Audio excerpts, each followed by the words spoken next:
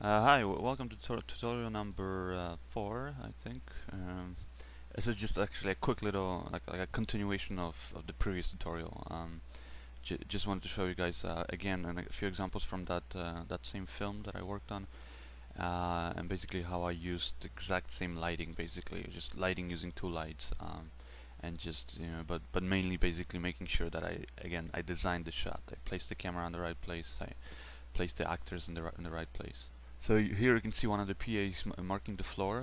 This is for the actor to know what marks he has to hit, and also for the focus puller. So since the actor has to walk towards the camera, and the focus will change drastically. This is how it looks with the normal lighting there in that location. It's very kind of just flat, washed out.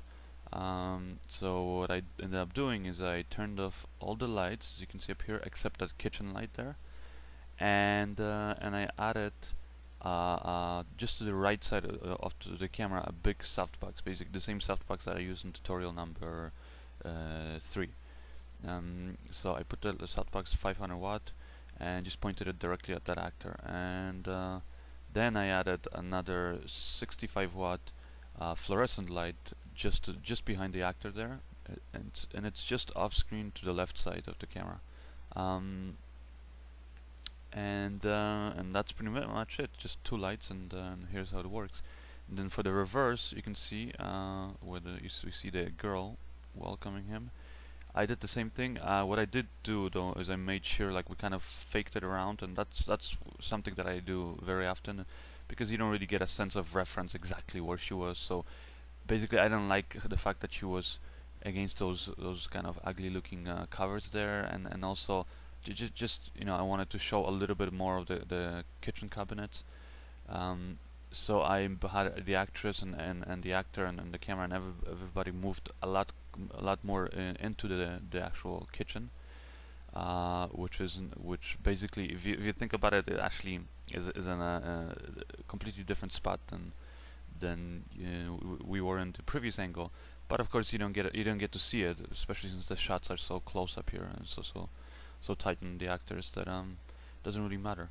I also added these little LED lights that I just basically I taped them underneath the kitchen cabinets up here. They're these $6 lights that you can buy at Walmart. They run off of two AA batteries, and they're great because they're so light that you can literally use a little bit of tape and tape them anywhere. And this just adds a little bit of, I don't know, just breaks up the scene a little bit, and just adds something more interesting to it. Otherwise, it just feels kind of flat. Then you see me turn on that big 500 watt softbox. This is how it looks. I adjust the exposure here in the camera, bring it all down a little bit, and then you'll see me turn on that 65 watt fluorescent light as a hair light, and that's it. Here's the final thing. Seriously, there's not much to say. Mike came over, ate in a couple of minutes, then dropped his pants. Hope you enjoyed it. Stay tuned for the next tutorial.